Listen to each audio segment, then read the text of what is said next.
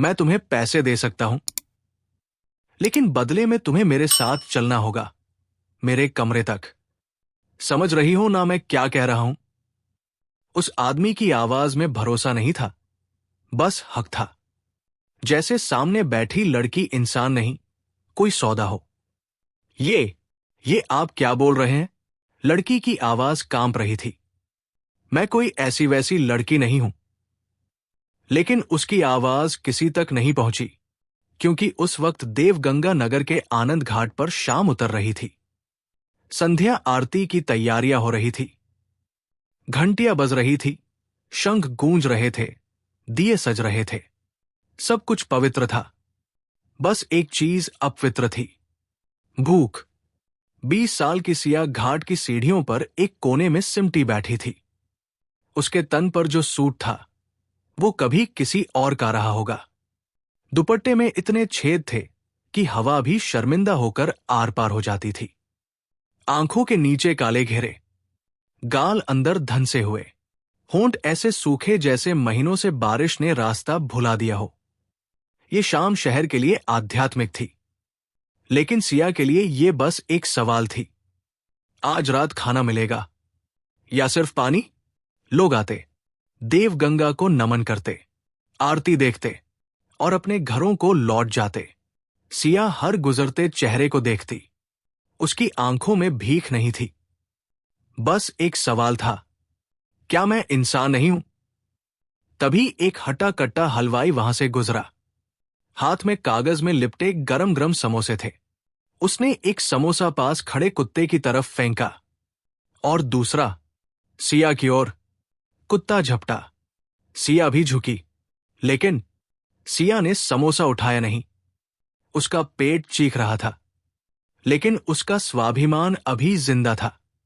उसने सोचा, जानवर और मुझमें कुछ तो फर्क होना चाहिए।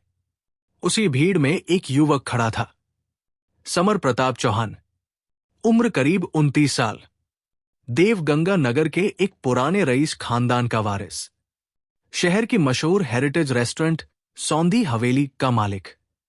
समर के पास सब कुछ था, पैसा, नाम, इज्जत।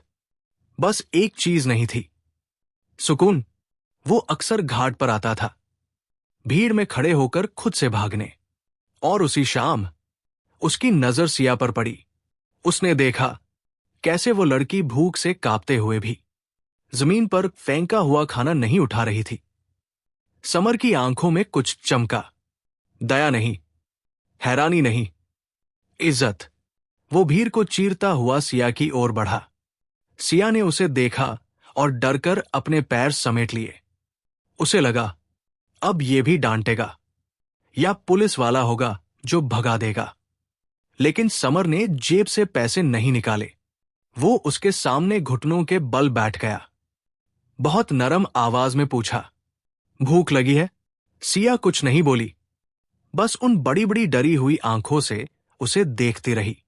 समर ने फिर कहा, मैं तुम्हें खाना खिला सकता हूं, लेकिन एक शर्त है। शर्त, ये शब्द सिया के अंदर बिजली बनकर गिरा। गरीबों की दुनिया में शर्त का मतलब अक्सर जिस्म की कीमत होता है। उसने मुट्ठी भींच ली। समर शायद उसके डर को समझ गया। वो तुरंत बोला, गलत मत समझना। उसने हाथ जोड़ लिए। मेरी शर्त यह है कि मैं मुफ्त में खाना नहीं दूंगा। तुम्हें मेरे साथ चलना होगा, मेरे रेस्टोरेंट में काम करना होगा। बदले में खाना मिलेगा, छत मिलेगी और मेहनत की इज्जत भी। भीख में पेट भरोगी या काम करके सिर ऊंचा रखोगी, फैसला तुम्हारा है। सिया सन्न रह गई।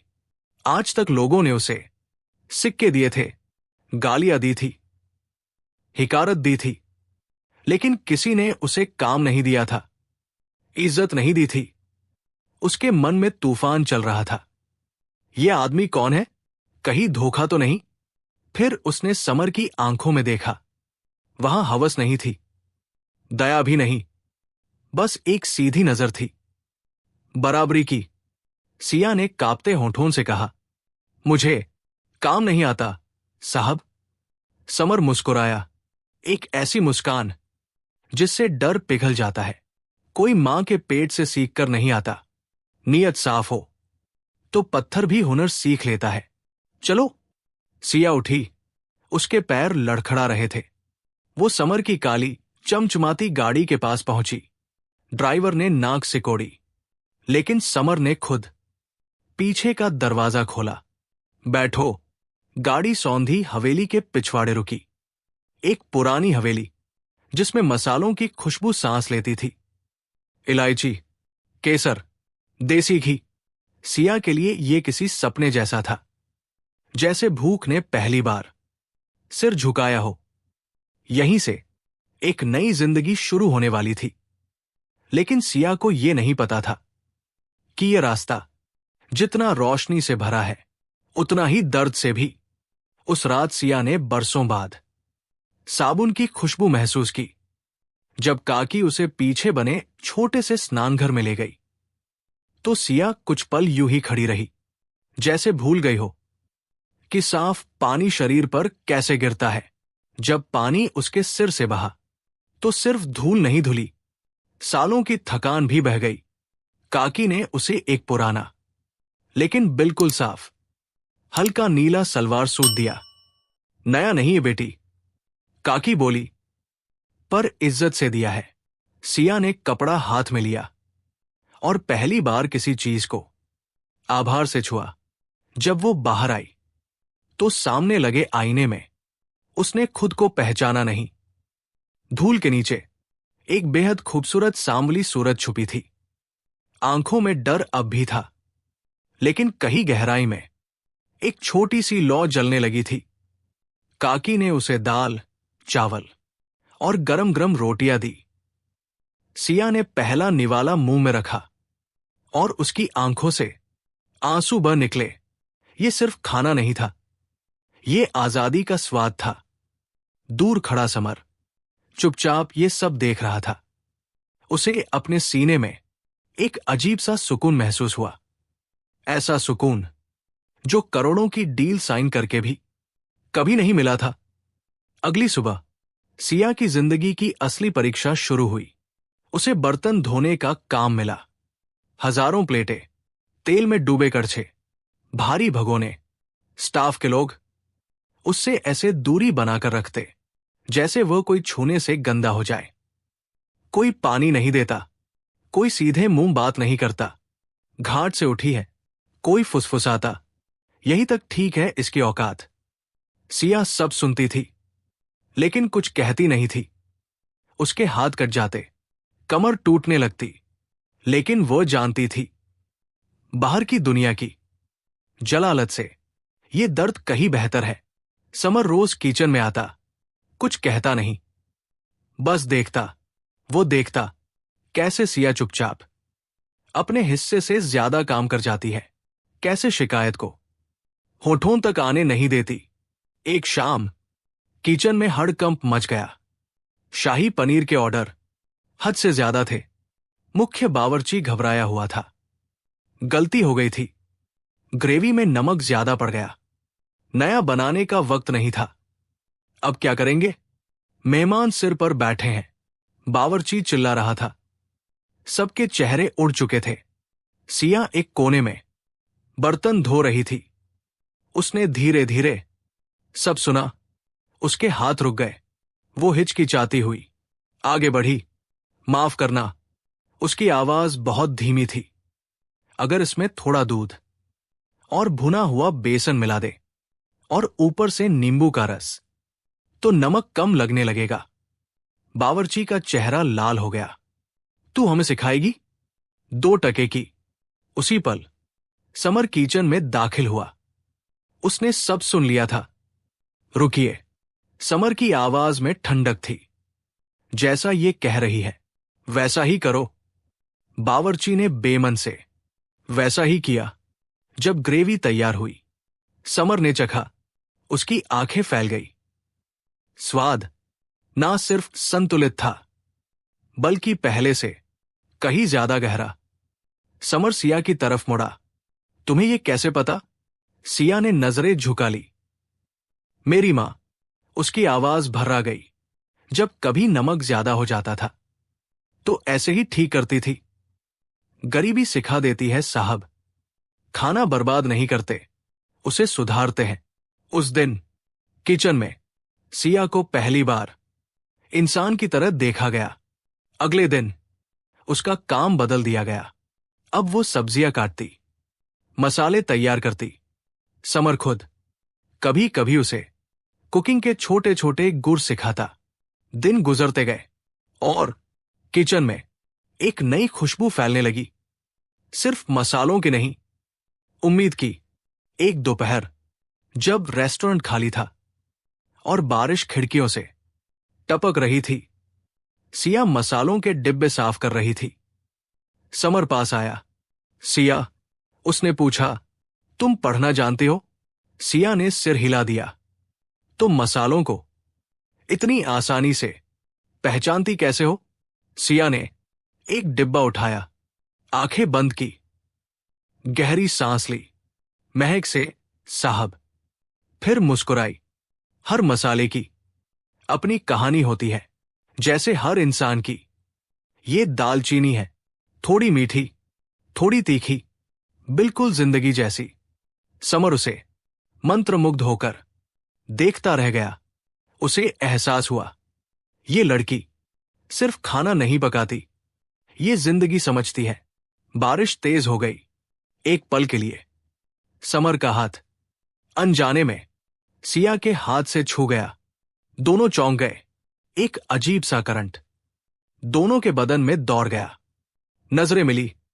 उस खामोशी में हजारों बातें हो गई जो शब्द कभी नहीं कह पाते।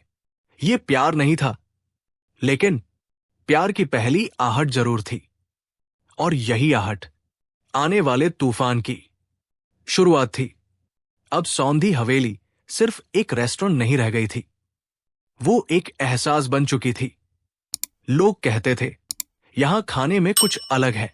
उन्हें क्या पता था कि उस स्वाद में एक लड़की की भूख, उसका संघर्ष और उसका स्वाभिमान घुला हुआ है। सिया अब सिर्फ किचन का हिस्सा नहीं थी, वो उसकी धड़कन बन चुकी थी। समर ये बात जानता था, लेकिन कहता नहीं था। वो बस कभी कभी देर तक उसे काम करते देखता रहता। और सिया, वो भी महसूस करती थी कि कोई है जो उसे ऊपर से नहीं, बराबरी से देखता है। लेकिन हर कहानी में एक दीवार जरूर होती है। इस कहानी में उस दीवार का नाम था शारदा देवी। समर की मां, पुरानी सोच, कठोर नियम, खानदानी घमंड। जब उन्हें ये भनक लगी कि उनका बेटा एक घाट की लड़की को काम ही नहीं, इज्जत भी दे रहा है, तो उनके पैरों तले जमीन खिसक गई। ये सब बंद करो, उन्होंने एक दिन साफ कहा। ये लड़की अपनी औकात भूल रही है। समर चुप रहा, क्योंकि वह जानता था कुछ लड़ाइयां शब्दों से नहीं, वक्त से जीती जाती है। वो शाम सौंधी हवेली के लिए बहुत बड़ी थी। शहर के बड़े लोग आए थे, नेता, व्यापारी, अमीर घरानों की महिलाएं, और शारदा देवी खुद वहां मौजूद थी। उस दिन सिया ने खास देवगंगा थाली तैयार की थी। हर व्यंजन उसके दिल से निकला था। जब वह खाना परोसने हॉल में आई, तो अचानक एक औरत की आवाज तलवार की तरह गूंजी, अरे, ये लड़की तो वही है जो आनंद घाट पर कटोरा लेकर बैठती थी। हॉल में सन्नाटा छा गया। छे औरत बोली, आपने इस भिखारिन के हाथ का खाना हमें खिला दिया। शारदा देवी का चेहरा शर्म और गुस्से से लाल हो गया। वो आगे बढ़ी और सबके सामने सिया के गाल पर एक जोरदार तमाचा जड़ दिया। चांट, निकल जा यहां से, तेरी वजह से मेरी नाक कट गई। उस एक पल में सिया के भीतर सब कुछ टूट गया। गाल नहीं, उसका विश्वास जला था। उसने कुछ नहीं कहा, बस धीरे धीरे अपना एप्रन उतारा और बिना पीछे देखे बाहर निकल गई। बाहर मूसलाधार बारिश थी और सिया उसी बारिश में घुलती चली गई, फिर से अंधेरे की तरफ। समर उस वक्त ऑफिस में था। जब वो हॉल में आया तो सिर्फ फुसफुसाहटें थी। वो लड़की चली गई, भाग गई। समर को सब समझ में आ गया। उसने पहली बार अपनी मां की आंखों में सीधे देखा। मां, उसकी आवाज कांप रही थी। आपने उसे नहीं, मेरे दिल को मारा है। वो भिखारिन नहीं थी, वो इस रसोई की अन्नपूर्णा थी। अगर वो इस घर में नहीं रहेगी तो मैं भी नहीं रहूंगा। शारदा देवी खामोश रह गई और समर बिना रुके गाड़ी लेकर बारिश में निकल पड़ा। रात गहराती चली गई। समर ने पूरा देवगंगा नगर छान मारा। हर गली, हर मंदिर, हर घाट। बारिश रुकने का नाम नहीं ले रही थी। उसका दिल डूबता जा रहा था। कहीं मैंने उसे हमेशा के लिए तो नहीं खो दिया। रात के 2 बज चुके थे। थकाहारा वो उसी जगह पहुंचा, आनंद घाट।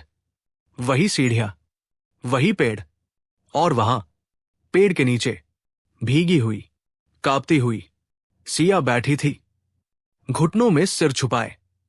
वो रो नहीं रही थी, बस सुन्न थी।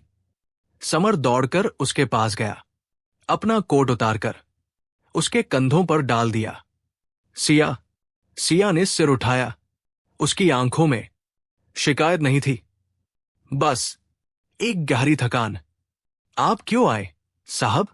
उसने धीरे कहा। मैं वही ठीक थी। कचरे को महल में रख देने से वो सोना नहीं बन जाता। समर का गला भर आया। उसने सिया का चेहरा अपने हाथों में लिया। तुम कचरा नहीं हो। उसकी आवाज टूट गई। तुम मेरी जिंदगी हो। तुम्हें नहीं पता, पिछले 6 महीनों में मैंने सांस लेना सीखा है, सिर्फ तुम्हारे कारण।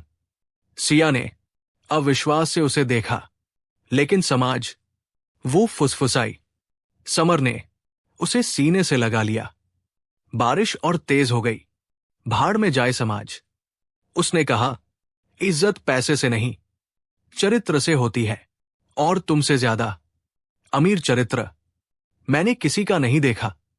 उसने सिया को थोड़ा अलग किया। आंखों में आंसू और हौसला दोनों थे। मुझसे शादी करोगी सिया? मेरी पत्नी बनोगी? सिया फूट फूट कर रो पड़ी। ये आंसू दर्द के नहीं थे, ये उस अपनापन के थे जिसके लिए हर इंसान तरसता है। उसने धीरे से सिर हिला दिया, और उस बारिश में 2 टूटे हुए दिल एक दूसरे में पूरा हो गए। शादी सादगी से हुई। कोई बैंड नहीं, कोई दिखावा नहीं, बस कुछ गिने चुने लोग और 2 हाथ जो एक दूसरे को जिंदगी भर के लिए थाम चुके थे। सिया ने लाल जोड़ा नहीं पहना था।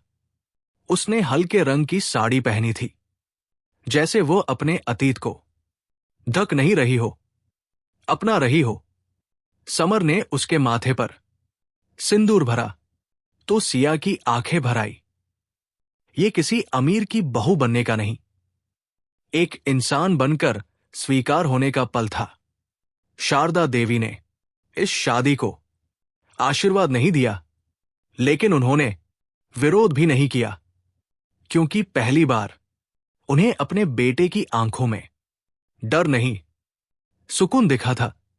वक्त ने अपना काम शुरू किया। सौंधी हवेली अब बदल रही थी, और उसके साथ सिया भी। समर ने सिया को पूरा अधिकार दिया, किचन पर, मेन्यू पर और फैसलों पर। लोग अब कहते थे, यहां खाने में मां जैसा स्वाद है। सिया मुस्कुरा देती थी, क्योंकि वह जानती थी ये स्वाद नुस्खों से नहीं, नियत से आता है। फिर एक दिन सिया ने समर से कहा, जो लड़कियां घाटों पर बैठी हैं वे बुरी नहीं होती, वे बस थकी हुई होती है। समर ने उसकी आंखों में देखा। तो फिर? उसने पूछा। तो फिर? सिया बोली, हम उनके लिए एक जगह बनाते हैं। और वहीं से जन्म हुआ नया सवेरा का। एक छोटी सी इमारत, कुछ बिस्तर, एक रसोई, लेकिन सबसे जरूरी, इज्जत। यहां लड़कियों को भीख नहीं सिखाई जाती थी। यहां उन्हें खाना बनाना, सिलाई, पढ़ना और सबसे पहले खुद पर भरोसा करना सिखाया जाता था। वक्त बीता। सौंधी हवेली अब सिर्फ एक रेस्टोरेंट नहीं रही, वो एक ब्रांड बन चुकी थी। और नया सवेरा एक पहचान। उस दिन हॉल खचाखच भरा था। देश के बड़े कुकिंग अवार्ड्स दिए जा रहे थे। एंकर ने मंच से कहा, और अब मैं बुलाना चाहूंगा इस कामयाबी के पीछे की असली ताकत को, मिसेस सिया चौहान। तालियां तूफान बन गई। सिया मंच पर आई। आज उसके चेहरे पर कोई डर नहीं था, सिर्फ आत्मविश्वास। सामने की पंक्ति में शारदा देवी बैठी थी।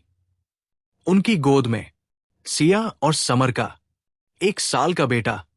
उनकी आंखों में आज शर्म नहीं थी, गर्व था। सिया ने माइक थामा। उसकी आवाज थोड़ी कांपी, फिर स्थिर हो गई। मैं आज यहां खड़ी हूं, उसने कहा, तो अपनी काबिलियत से ज्यादा अपने जीवन साथी के भरोसे से। उन्होंने मुझे तब अपनाया जब मैं खुद को भी अपना नहीं पा रही थी। उसने एक पल रुका, फिर बोली, लोग कहते हैं प्यार अंधा होता है। मैं कहती हूं प्यार वो नजर है जो फटे कपड़ों के अंदर छिपे इंसान को देख लेती है। उसने समर की तरफ देखा। आपने मुझे भीख में सिक्के नहीं दिए, आपने मुझे मेरी जिंदगी दी। I love you. समर मंच पर आया और सबके सामने सिया का माथा चूम लिया। तालियां रुकने का नाम नहीं ले रही थी। शारदा देवी उठीं। उन्होंने सिया को गले लगाया। कुछ नहीं बोली, लेकिन उस आलिंगन में सालों की जमी हुई सोच पिघल गई थी। निष्कर्ष, सिया और समर की कहानी हमें यह सिखाती है कि किसी भी इंसान का वक्त कभी भी बदल सकता है। बस जरूरत होती है एक हाथ की, जो उसे नीचे से नहीं बराबरी से थाम ले। सच्चा प्यार चेहरा नहीं देखता, जात नहीं पूछता, औकात नहीं गिनता। सच्चा प्यार रूह को इज्जत देता है।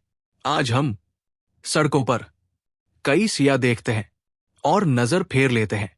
कौन जानता है उनमें से कोई कल की रोशनी हो। अगर ये कहानी आपके दिल के किसी कोने को छू गई हो, तो इसे सिर्फ लाइक मत कीजिए, इंसानियत को आगे बढ़ाइए।